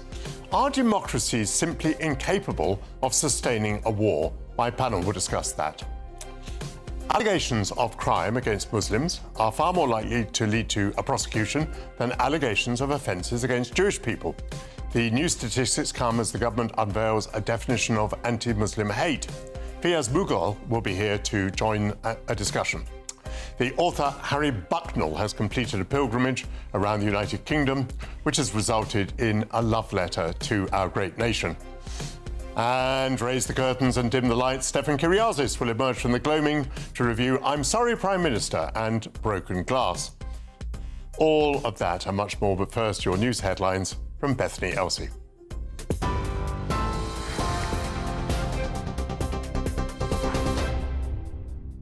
Michael, thank you. Good afternoon. Your top stories from the GB newsroom at 1 minute past midday. US President Donald Trump has threatened further strikes on Iran's Karg Island and is urging allies to deploy warships to secure the Strait of Hormuz. Iran is blockading the key oil shipping route, pushing up energy prices across the globe, and has vowed to intensify its response. Several oil tankers have come under fire, and there are growing concerns Iran is placing sea mines in the narrow passage. Iran also hit a major oil facility in the UAE yesterday. Britain's Ministry of Defence is considering a range of options, including sending mine-hunting drones to help. But the UK's former National Security Advisor, Sir Mark Lyle-Grant, says re-establishing the shipping lane won't be easy. We've seen 16 ships attacked by drones, and that's even before the mines come into effect. And that's going to make insurance very difficult. It's going to make the owners of the ships very reluctant to risk putting ships through the Straits of Hormuz. And that is having economic consequences right across the world. I mean, we talk about the petrol prices in this country, but actually the worst impact is in Asia, where there's been electricity outages, there's rationing of electricity, etc. 3 more members of the Iranian women's football delegation who were given visas to stay in Australia have changed their minds and will return home. It's after the group fell silent for their country's national anthem in their opening Asian Cup match 2 weeks ago. Australia's government says it did everything possible to ensure the women had a chance to have a safe future in the country. Thousands of protesters are set to gather in central London for the Al-Quds Day demonstration. The gathering has drawn criticism after its organisers expressed support for Iran's late leader, the Ayatollah Ali Khamenei. The Metropolitan Police is warning they will act decisively on what they call intifada chants and placards spreading hate. At least 1,000 officers have been drafted in to manage the crowds, which are expected to be up to 12,000 strong. The Environment Agency could be given police-like powers to tackle fly tipping in England. It's reported enforcement officers will be able to arrest people, search premises without a warrant and seize assets as part of new government plans to be announced next week. Under the proposals, transporting or dealing waste illegally could carry a 5-year prison sentence, and drivers who dump waste out of their cars could also get points on their licence. Britain's nuclear test veterans are calling on the Prime Minister to take action after reports they suffered a greater risk of radiation than is officially acknowledged. Those who served at the test sites during the late 1950s say they've suffered cancer, blood disorders and lost children. Their lawyers are calling on Sir Keir Starmer to ensure they get justice and arrest those responsible for any cover-up. And on Mothering Sunday, the royal family have released a collection of photos. They show the King and his sister Anne, now the Princess Royal, at Balmoral in 1953 with their mother Queen Elizabeth and her corgi Sue. Other photos show Queen Elizabeth with the Queen Mother and Queen Camilla with her mother. Prince William has also shared this photo of him, aged 2, with Princess Diana, saying he remembers his late mother today and every day. Those are your latest headlines for now. Let's get back to Michael.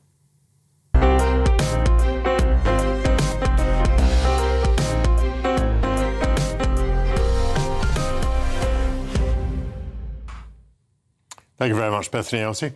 After just a few days of waging war against Iran, Donald Trump started to speak of peace. The rising price of fuel at the pump in the United States has spooked him ahead of the midterm elections.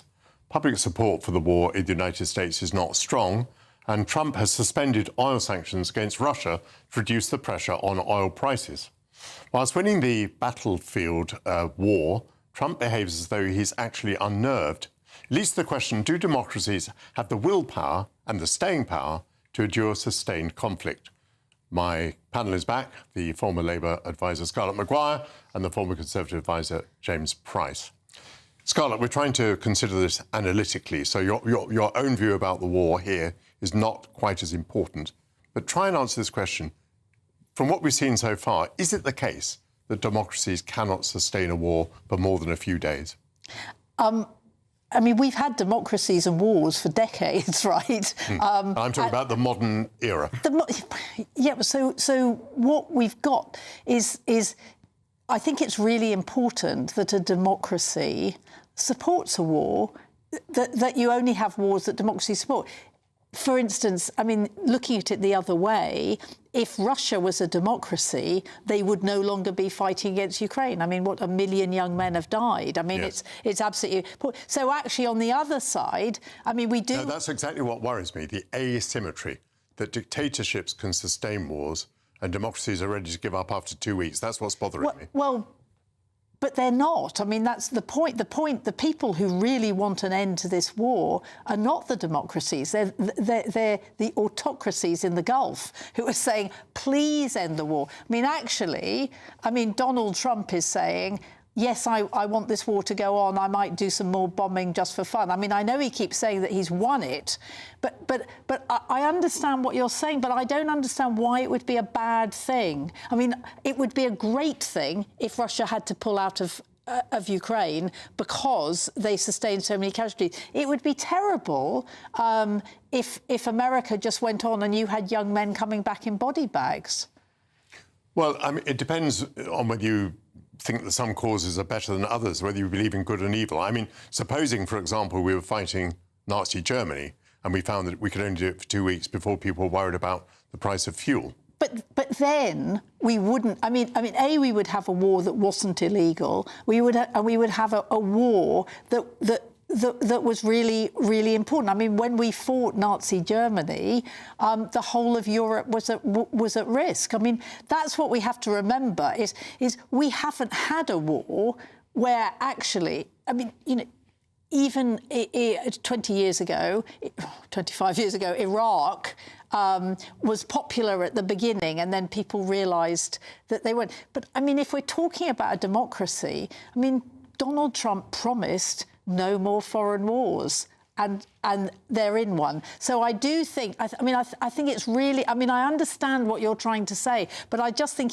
this is a bad case to make it. And if we had a war where it was obvious that what we were doing, I mean, like supporting Ukraine, I mean, supporting Ukraine is bad, economically bad for all of us, but actually Britain believes we should go on supporting Ukraine. James, am I wrong to raise this issue? Is it just as Scarlett says, that for many people in the democracies this is a bad cause? Or do we have an issue now that people are so worried about their own personal comfort that they're not really prepared to make any kind of sacrifice for what their government might wish to achieve in foreign policy terms? No, I think it's a really big problem. I mean, first of all, I'm just going to be indulgent and given it is Mother's Day, say Happy Mother's Day to, I know my mum is watching and all the other mums, and Scarlett, who's almost as forbearing as my own mum is towards me. But on this topic, I think it is a big problem, and I think it gets worse as technology, communication technology goes on. You go back to something like the Napoleonic Wars, and to keep the support for that going, Pitt the Younger did all kinds of very anti-liberal, regressive things to keep dissent going, because he understood that it was in the national interest for that survival to go on. But you get to a point now where you can know so much about what's happening with the modern technologies, and so many people have so many opinions and so much news going on, that it is a bigger effort, I think, to constantly be remaking the argument for the war all the time, as people are otherwise tempted every time they go and fill their car up and see the petrol prices up and all the rest of it, regardless of the broader aims. At the same time, that's very difficult to do when the enemy is also able to watch what you're doing. And Trump is very good, I think, at playing the media, and always has been. So when one day he says, I'm about to stop it, and the next day I'm going to go on forever and so on, obviously people in the American electorate who watch that get bewildered, but so too do the Iranians. And if you think that someone like Tucker Carlson, it might has appeared maybe he was sort of unwittingly used even by Donald Trump because they were aware that he might have been talking to some people in Iran and feeding different things to him, feeding different things to other people. That kind of information warfare is going on at the same time, which is a necessary part of modern warfare, at the same time makes it more difficult to carry that continued and sustained support. But what I thought was very significant was when Trump lifted the oil sanctions against Russia, because he hoped that that would help to keep down gas prices, say petrol prices, in the United States. I mean, that seemed to me like a very weak gesture. That seemed to me a real wobble that would be communicated to his enemy in Iran. I think that's right, and the Russian element complicates all of this. It seems like the Russians are helping the Iranians in various ways. We know that the Shahed drones, these sort of suicide drones that Russia has used so destructively against Ukraine, come from Iran. So, by the way, if the Americans can destroy that, it will be a bigger strategic win for Ukraine than Putin having a little bit more money to keep things going.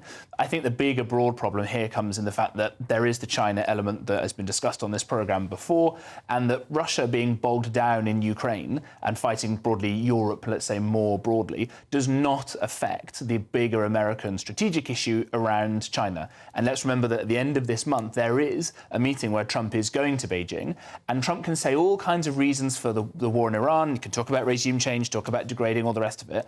If it is strategically actually about cutting off Chinese oil, he can't say that ahead of this big meeting. So the whole apparatus of communication around this is itself a kind of awkward double bluff. And it may hurt the Americans in those midterm elections they've got coming up, but it may just be considered by the top brass in America that this kind of confusing information asymmetry is a price you have to pay in that greater game against the Chinese Communist Party. Scarlett, let me try you again.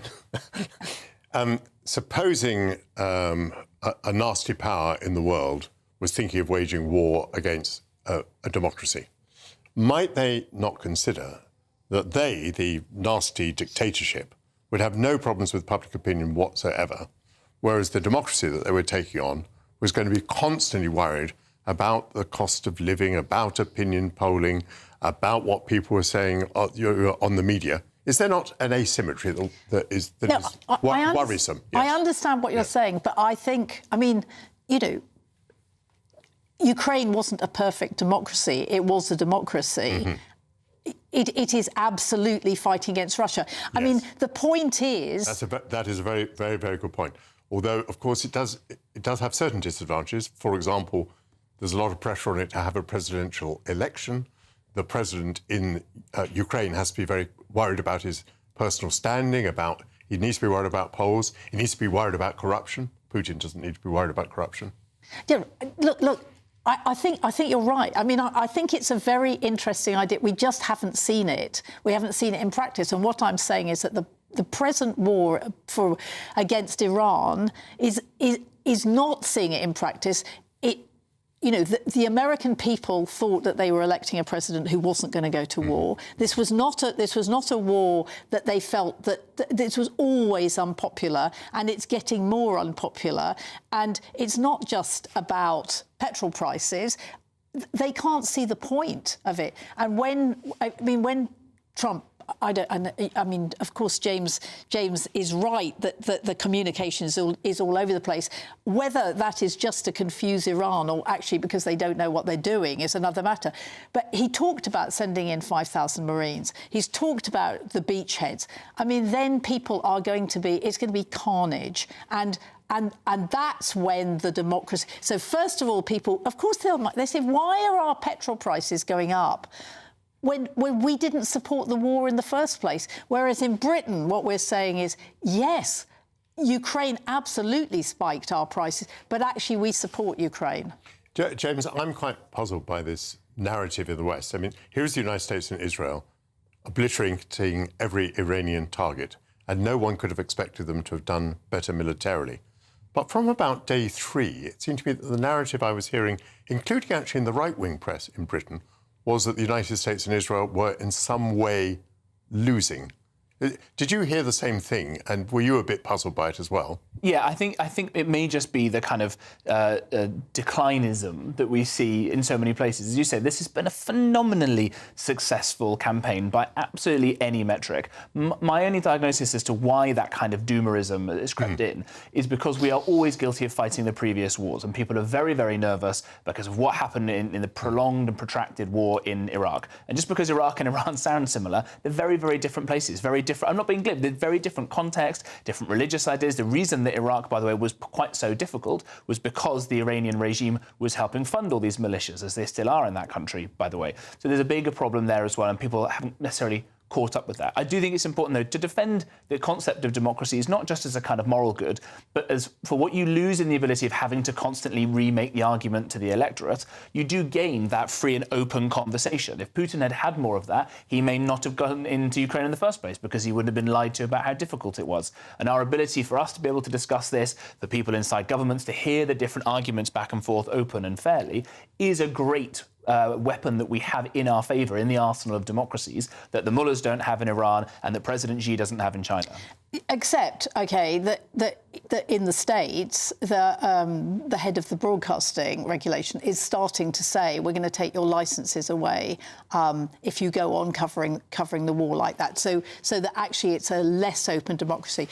The thing between Iraq and Iran is actually that what one worries about in both cases that not enough intelligence was known was there was certainly the intelligence the Americans were getting about Iraq were from exiles who had their own agenda and actually were not telling the truth. And the thing about Iran, the reason people are saying, are you losing, is because nothing is moving. Yes, they've obliterated. There is absolutely, more than decimated, which is what Trump says. They've obliterated most military targets. There is no question. And yet it still functions. And yet, you know, we haven't had people taking to the streets because they're unable to, because they're going to be shot.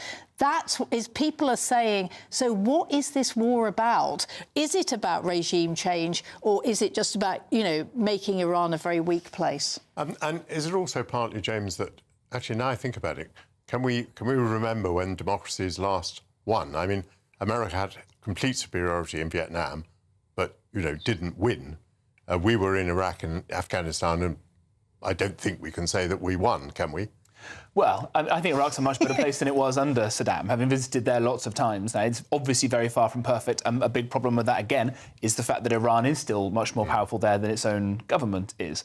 But you are right in that the need for that staying power. After the Second World War, the United States, for example, stayed in Germany, stayed in Japan, stayed in Korea after the Korean War, is still in all of those places as well in order to do this. If they'd stayed in Afghanistan with a very small number of people to keep the Taliban in the mountains, you would have had, after many more decades, an even better, nicer country that might have been more resilient. So there is, I think, a broad question of staying power if regime change or what you want to do in those countries is at stake. And Scarlett's right in that if you just want to obliterate them and stop them being a threat, it's basically almost already there. And you say things haven't changed. Their ability to fire missiles has gone down precipitously because the amount of intelligence they've got now is so extraordinary. What you're right again, Michael, is that for this to be a permanent political solution does require a better enunciation of those goals, and can you get the public on side for that long term? But you're talking about nation building, and Pete Hegseth, the Minister of War, Secretary of State for War in America, has specifically said we're not going to do anything silly like nation building. We're just going to bomb them. And so Iran won't be a better... That's the problem. And the reason that the Gulf states, apart from the fact they can't... They're being want the war to finish is because they are really frightened about another mess being left by the states. And I mean, I remember going to Bahrain after Iraq, and the Bahrain people saying to me, I mean, top people in Bahrain, saying we've been left with a complete mess because of what you did in Iraq, and that's what they're worried about. That's what they're worried about now. Thank you very much indeed, panel. No, most interesting discussion. Scarlett Maguire and James Price, it's been marvellous to have you back on the programme. And coming up, the author Harry Bucknell here to tell me about his travels around the United Kingdom. This is Sunday with Michael Portillo, only on GB News.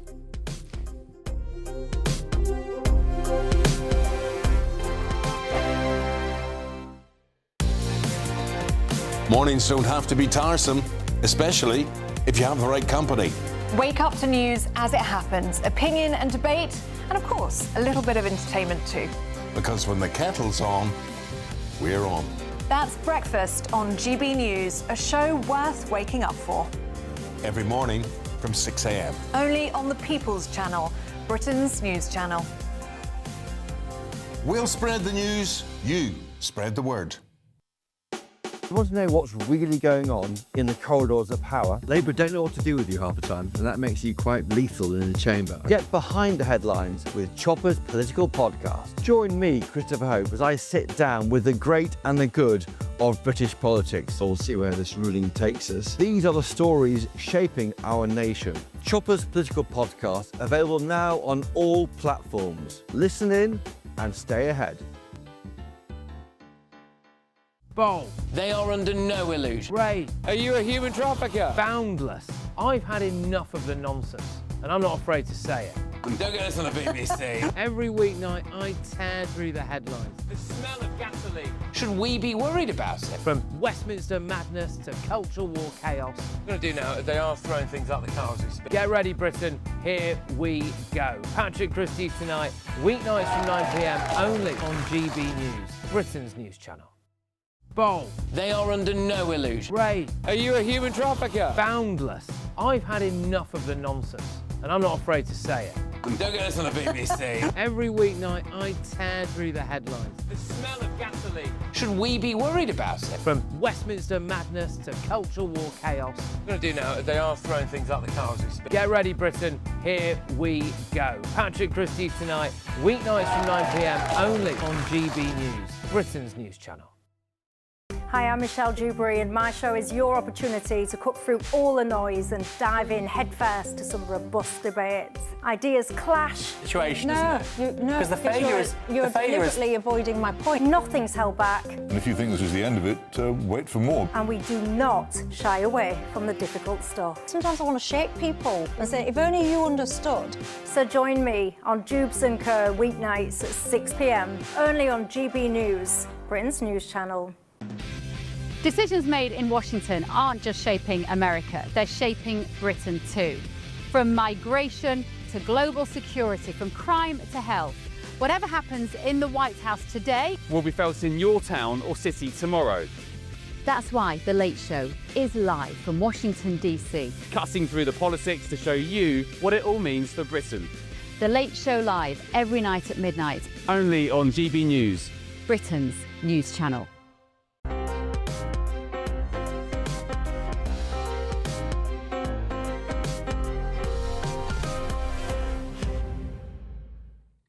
Welcome back to Sunday with Mike Portillo. What is British and what is Britain and who are the British? Harry Bucknell travelled more than 6,500 miles across Britain in all weathers to write his book, A Road for All Seasons. So he might be able to tell me. Welcome to you. Michael, thank you so much for having me on the programme. Here we are. That is your book, A Road for All Seasons, by Harry Bucknell. Tell me how you embarked upon this journey. For what purpose? Well, really, it was to uncover, to understand really what Britain is about today. Well, in 2017, it was a post-referendum stroll through the United Kingdom by a number of trains, planes, well, not planes, but buses and so on, yep. And public transport. Because at the time, the country was in fever pitch. It was certain to say that at the end of the Brexit, or during the Brexit process, the tempers were fraying, tempers were high. And I wanted to understand what this country was all about, really. And in the process of doing so, it was really a great privilege to travel the nation, because you get to understand about the different communities that are all working well with each other. But actually, it's a very joined-up country when you understand about the difference between the Muslim communities in Bradford, the Jewish communities in Bristol, the Hindu communities of Leicester, and then you've got the wider nations of Scotland, Wales, and Northern Ireland. And travelling to all those was a great honour, really. So you made the journey in 2017, and we were in a very divided state. We may still be. Was that division reflected in your journey? Did you find that we were involved in a culture war, which at the time revolved around Brexit? Yeah, I did. And I think it's fair to say that the degree of it was there was certainly a rise in the old adage of foreigners go home, and I think one detected that. I detected also amongst the Islamic communities of Bradford that there was a great desire to contribute and make Britain great again, for a better term. Were you a bit selective there? I mean, in each place you go, you meet someone, you have a chum, and you talk to this chum. I wasn't quite clear how you selected these chums. Well, it was quite a tall order, really. So a lot of favours went out and were asked of people to say, who can I speak to here, who can I get to? There are always omissions in a book like this. And I think Daniel Defoe said that it is impossible to write a story about Britain without, it's like trying to write for a child whose clothes were always growing. You're never going to finish it. So I left out the sea community. When you write about Bradford, you write about it, if I may say so, in quite a cosy tone, as it were. Nothing to worry about here, nothing to see here. But you know that a lot of people are worried that within Muslim communities there are people who are not integrated, who don't share British values. Of course, we know of some people who, in the Islamist cause, have committed terror. But it seemed to me that you didn't go particularly near that, or did I not read thoroughly enough? No, you did read thoroughly enough, actually. And thank you for bringing that up. My style of writing is that I rather see the upbeat than the downbeat, and I'm not that sort of investigative writer who wants to dig around. I want to tell the better story, and that's always my style of writing. I always look for the better story and the upbeat, and it's a joy meeting people like that and different people. Well, I entirely understand that because I make television programmes which have very much the same tone. Yeah. Now, given that you're writing an optimistic book, who are the British and what is Britain? What did you discover? Well, I think the term British is all-embracing. So you've got the four nations, the United Kingdom, the Scots, the Irish, the Welsh and the British and the English. But within that, there are great communities that consider themselves British, and rightly so. And in many cases, let's go back to the Muslims of Bradford, or all the Hindus of Leicester, who've been here for generations and generations and have every right to be part of Britain and make their great contribution to our society today. So it's a multifaceted, it is multicultural, and it is a much bigger nation than it was, obviously, 20, 30 years ago. When you say it's multicultural, does Britain have a predominant culture, and should it? I think it does have a predominant culture. I think inevitably it does, because I think 82% of the population is white, are white Caucasians. And I think our subculture, although many people deny it, is a Christian culture. And the Christian culture is a welcoming culture. We need immigration to keep us alive. Otherwise, we'd end up like Italy, with an inverted triangle of an ageing population upheld by a very small young population. So I think we need immigration, and also it contributes a great deal. The issue we have about immigration is that the numbers are too large and uncontrolled. They're coming down now, I understand. But it is that issue that the British landmass is small, and there are too many people coming in. There's not enough room for everybody. That's the issue we face, I think, and we all know about that. And I think that's the wider issue. Does it matter who the immigrants are? I mean, you've just talked about this country having a predominantly Christian culture. Are you worried if that were diluted? Are you worried if one day it became predominantly not a Christian culture? Well, I think that is potentially on the cards in 200, 300 years' time. I don't know, but that's what. Or even less, according to a book that's coming out tomorrow. Yeah. But should we be bothered about that? I mean, this has been described as a love letter to your country, to our country, my country. Would it be less lovable if the things that you identified here changed? I think it'd be what it is. And I can't comment on that. I think that, yes, you have a point. Would it change? Would the values change? The whole system might change as a result of that, from our constitutional monarchy down to the way we run our parliament. And I think we're seeing signs of that perhaps in times now. I think but the nature of the country may not change. I don't know. It's hard to say, really. Do you know what? And I sit on the fence. So I observe. Very, very painful. May I ask, did you identify British values, and did you find vast numbers of people adhering to them? Yes, I did identify British values. And in fact, actually, in the build-up to the opening pages, I write down what the British values are. And I don't know whether people adhere to them so much. I'm not sure people are aware of them, actually, in some cases. Really? Or you know, I think in the wider society, I think people aren't aware of them, actually. These are laid down by the government. By the government? Yeah.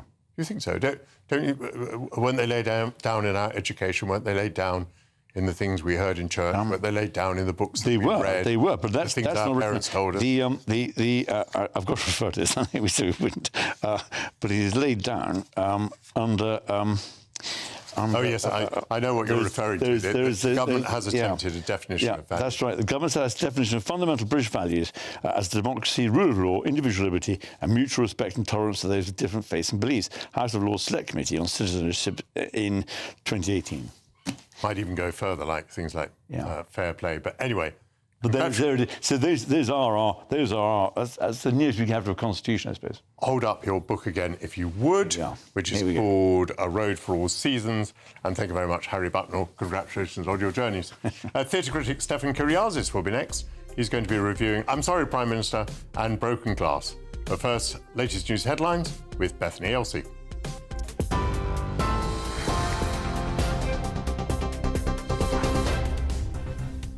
Good afternoon. The headlines from the GB newsroom.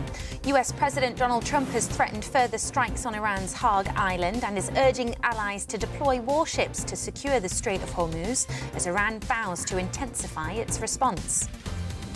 3 more members of the Iranian women's football delegation who were given visas to stay in Australia have changed their minds and will return home. The Metropolitan Police is warning they will act decisively on what they call intifada chants and placards spreading hate as thousands of protesters are set to gather in London for the Al-Quds Day demonstration. And the Environment Agency could be given police-like powers to tackle fly tipping in England, with officers able to arrest people and search premises without a warrant as part of new government plans. You're up to date for now. I'll be back with more at 1 o'clock. Tune in to GB News Radio wherever you are. Online, on DAB Digital Radio, on TuneIn, on Radio Player, on Nation Player and on your smart speaker. Just say, play GB News.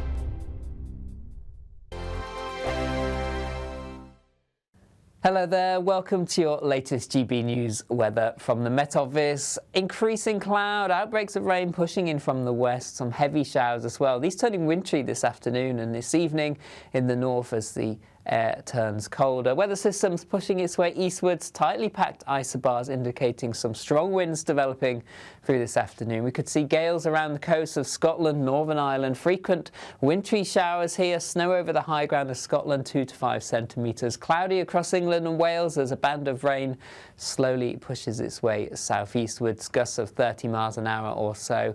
Temperatures generally in the range of 6 to 12 Celsius across the UK, but add in the strength of that wind, it will feel colder, particularly across the north and the west, where those showers will be frequent and heavy. If we look at the details for this evening time, plenty of showers across Scotland, temperatures around 4 or 5 degrees in places, showers falling as snow over the Scottish mountains, wintry flavour to the showers across Northern Ireland, Northern England too. Across England and Wales as the rain starts to clear, further blustery showers moving in and quite a chilly end to the day. As we head through the latter part of the evening and overnight, it remains blustery across the whole of the UK. Further showers moving in from the Atlantic. These heavy with the risk of some thunder, some hail in there too. Still falling as snow over the hills across Scotland. But they do start to ease as we head overnight. Under the clear skies, temperatures falling away down to 3 or 4 degrees in places. So a touch of frost for 1 or 2, a chilly start to Monday morning, some sunny spells too, a few showers around. But it's all changed as we move through the morning into the afternoon. The next weather system moves in from the Atlantic, increasing the cloud, bringing outbreaks of rain to central and northern parts of the UK. Best of the dry weather holding on in the south, where temperatures in the sunshine could reach around 13 Celsius. From cold mornings to warm family brunches, from football to tennis in the car, in the kitchen. GB News Breakfast is there with the stories you need and the conversations that matter. Anyway, let's talk business. Well, it has been a historic night in British politics. It's astonishing, isn't it? We're here again. To start your day just right. GB News Breakfast. Every morning from 6 a.m. Only on GB News. Britain's news channel.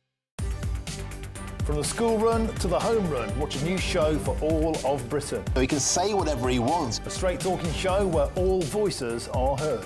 And, you know, when are we going to stop talking about smashing the gangs and actually do it? With the stories that matter from every part of our country. There's a bit of a crash landing there for your Chancellor. Bold, fearless and standing up for you. That's me, Martin Daubney, 3 p.m. till 6 p.m, weekdays, here only on GB News. The People's Channel, Britain's news channel.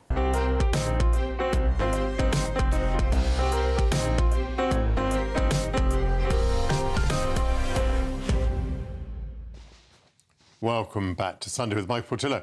I'm very pleased to welcome back theatre critic Stefan Kyriazis. Thank you very much. Stefan, lovely to see you, of course, with Rafa. What have you been up to? What have you seen? Well, I've got something first that I'm wondering how many times you had to say in your career, Michael. Sorry, Prime Minister. Yes, I'm sorry, Prime Minister. I am sorry, Yes, I Prime probably Minister. did say it a few times. So this is, what, an adaptation of Yes, Prime Minister? So this is the very, very, very, very last chapter. So the two writers of this, Anthony Jay and Jonathan Lynn, Jonathan Lynn is still writing. The TV show ran in the 80s, Yes, Minister, Yes, Prime Minister. We've had a couple of plays and a large gap. Now we've got I'm Sorry, Prime Minister. This is the end of the sort of end of the line, very end of life.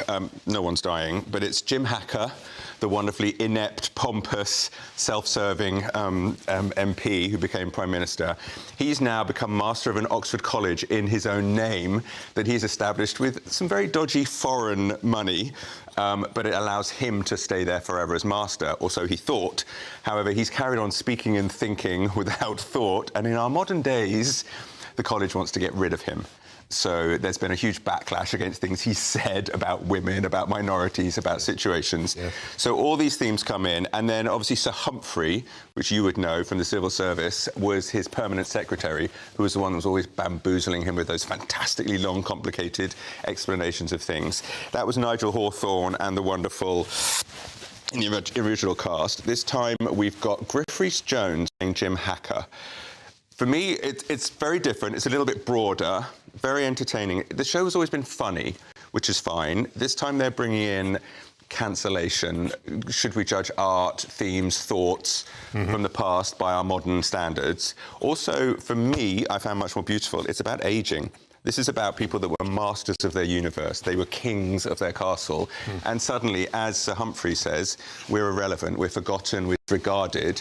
And also, financially, what happens to old people living on their own if they're not financially secure? Were you saying then that it's less funny? No, it's absolutely hilarious. But for me, always, which I always say to you, make me laugh and then I will care. And this time, it's actually incredibly touching. Two old men, both very lonely, both have alienated their families, both concentrated more on their careers than anything else. And they were always sparring enemies. And this is a way they've got to find to work together and maybe look after each other.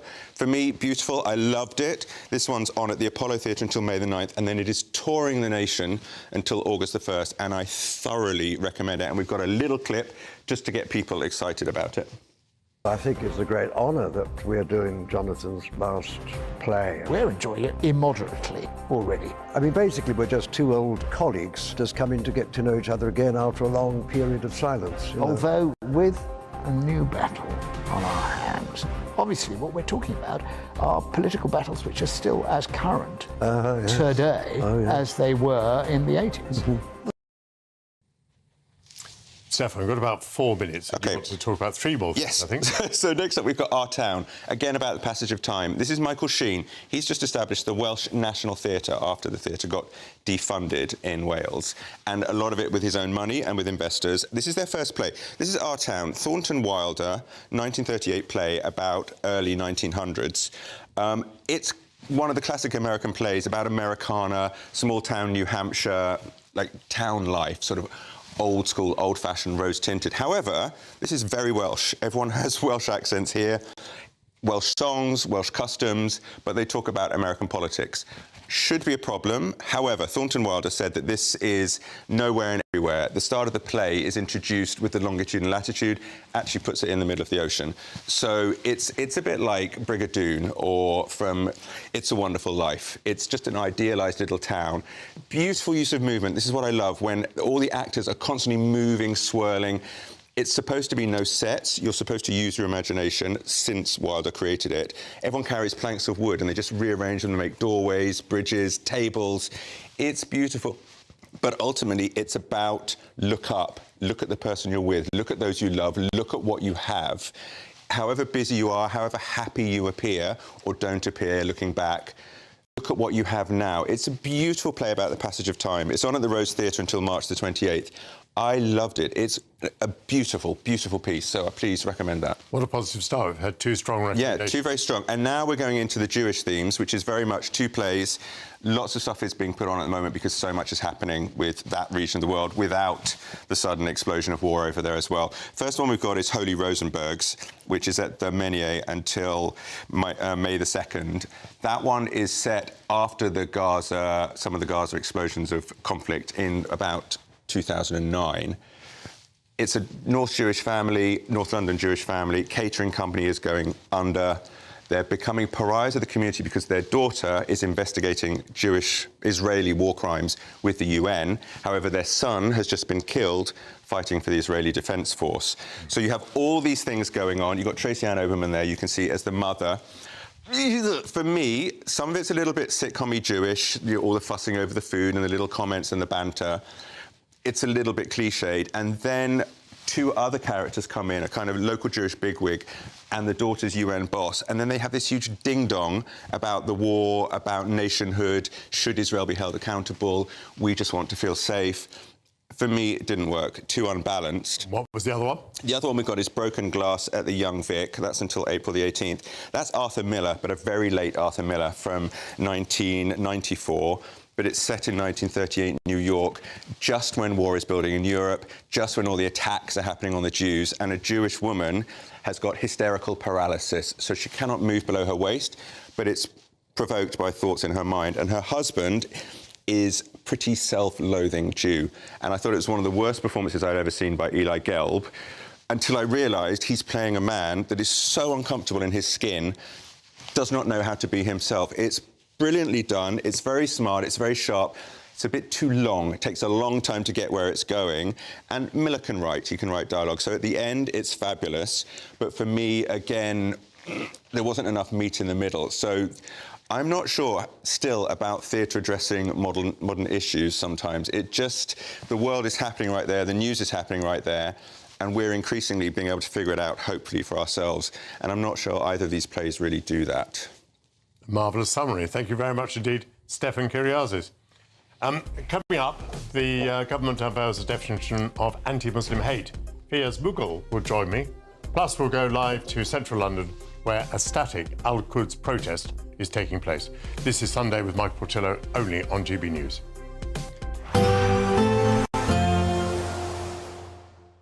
Be nice to escape the grey. Clear skies, here we come. As clear as our travel insurance. All Clear Travel Insurance sponsors GB News travel destinations forecast. Wet and windy weather will dominate the central Mediterranean over the next few days, bringing some heavy rain and rough seas to some areas. But actually, it's a fine outlook on Monday for many parts of the Canary Islands, Madeira and in particular Iberia. Plenty of sunshine here. Some heavy rain and squally winds for Corsica, Sardinia, Sicily and southern parts of Italy, though. Heavy rain, perhaps even some flooding in places. But that unsettled weather moves down to southern parts of Greece and into Turkey by Tuesday and Wednesday, leaving a fine outlook for many other parts of Europe. All Clear Travel Insurance sponsors GB News travel destinations forecast. Westminster's full of talk, but out here, it's the real world. Am I allowed to talk now? No, that's it. This is where it matters, real people and real lives. That's what politics is all about. The fact is Trump made a good start. No. Straight answers, no spin, and just a couple of pints. How many fingers have I ever got up? About 10. So join me for Lee Anderson's Real World every Friday at 7 p.m. only on GB News. The People's Channel, Britain's news channel.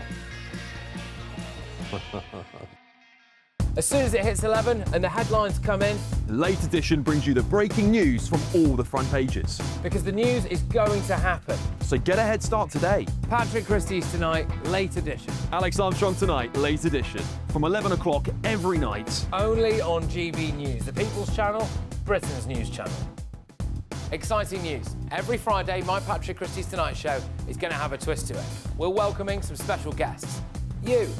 That's right, on Fridays I'm going to be doing my show in front of a live studio audience because this show is about you and what you have to say. It's going to be the same big debates, same big topics, same big opinions, but every Friday night at 9 p.m. you are invited to come on down to Patrick Christie's Tonight to be a part of the action.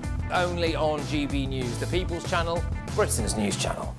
At GB News, we love to hear from you, our loyal community. So drop us a line at gbnews.com/yoursay. There you can talk to each other and also to the presenters live on air. gbnews.com/yoursay, because GB News is your channel, Britain's news channel. Hi, I'm Michelle Dewberry and my show is your opportunity to cut through all the noise and dive in headfirst to some robust debates. Ideas clash. Situation, No, isn't it? no, Because the failure is... You're deliberately avoiding my point. Nothing's held back. And if you think this is the end of it, wait for more. And we do not shy away from the difficult stuff. Sometimes I want to shake people and say, if only you understood. So join me on Jubes and Co weeknights at 6 p.m. only on GB News, Britain's news channel. Join me, Nana Akwe, for an informative, interactive news programme with a difference. It's fun. No, he didn't say that, Dave. I'm so surprised. I think there's an element of truth to that. Join me from 3 p.m. every weekend, only on GB News, Britain's news channel. From cold mornings to warm family brunches. From football to tennis in the car. In the kitchen. GB News Breakfast is there with the stories you need and the conversations that matter. Anyway, let's talk business. Well, it has been a historic night in British politics. It's astonishing, isn't it? We're here again. To start your day just right. GB News Breakfast. Every morning from 6 a.m. Only on GB News. Britain's news channel.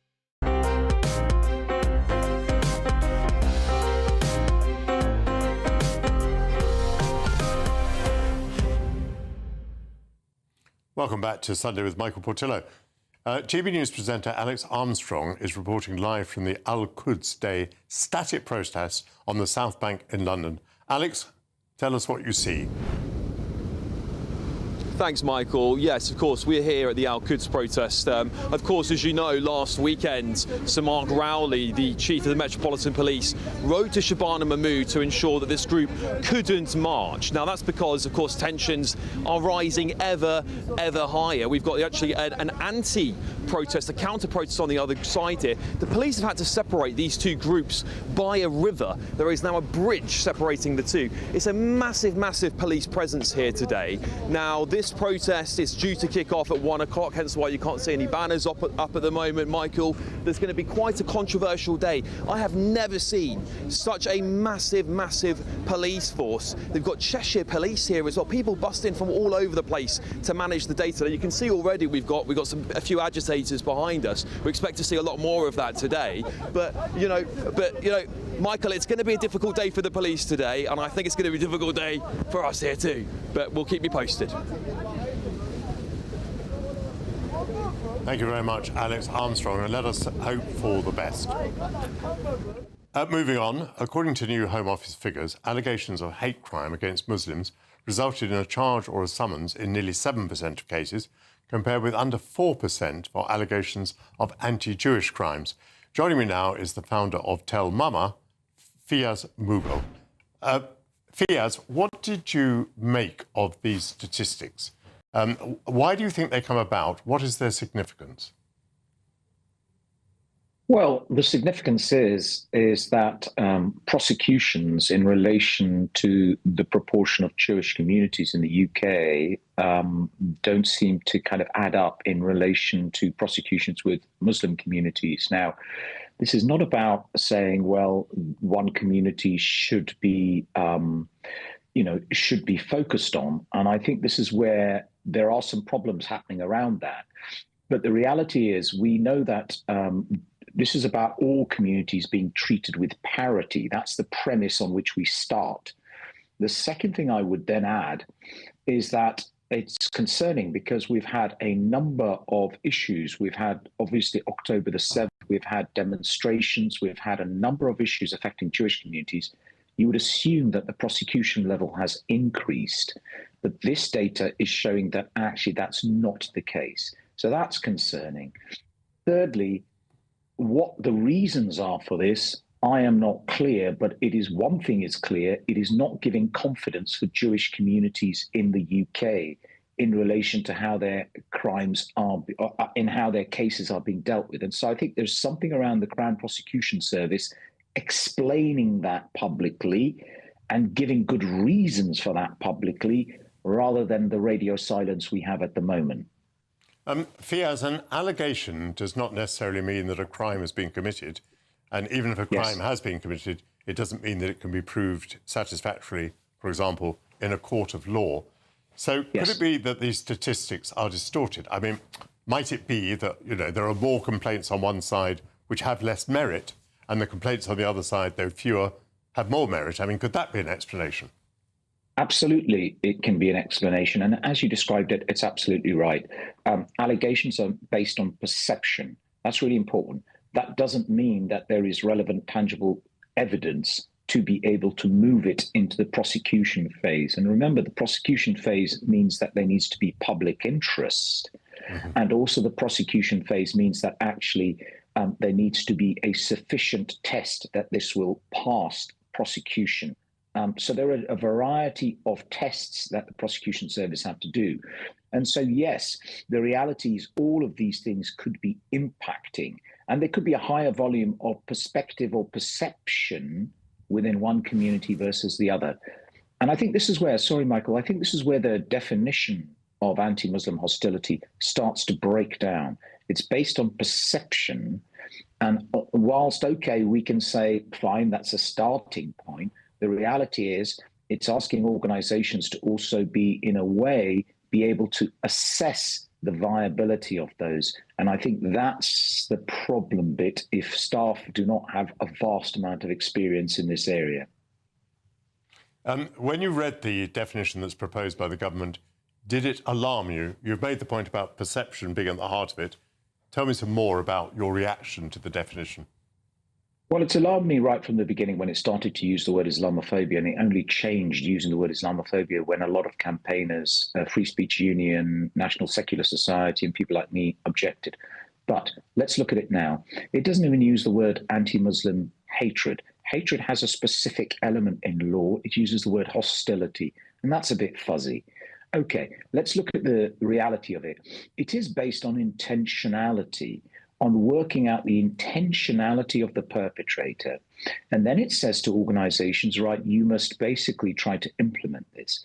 It's asking organizations across the UK to have staff members to actually work out what intentionality is with no training, no guidance, and no documents attached to it. Fiaz, unfortunately, I have to stop you there because the show is coming to an end, but you've given us a flavour of your opinion. Now, a government spokesman said that the Home Secretary has recently announced record funding to protect faith communities, including £73.4 million in funding in 26 and 27 for protective security at Jewish, Muslim and other faith sites. An independent review of public order and hate crime will also be carried out to assess whether the legislation adequately protects communities from intimidation and hate. So that is the end of the quote from the government. Thank you very much to Fiaz. Thank you very much to all of my guests for joining me today. It's always a pleasure. Now, I'm sorry to say that I will not be here next week. The programme will, of course, be on, but I won't be back until the following Sunday, the 29th of March. So, thank you very much for joining me today. Coming up next on GB News is The Weekend with Andrew Pearce. So please stay tuned for that programme. See you in 2 weeks' time.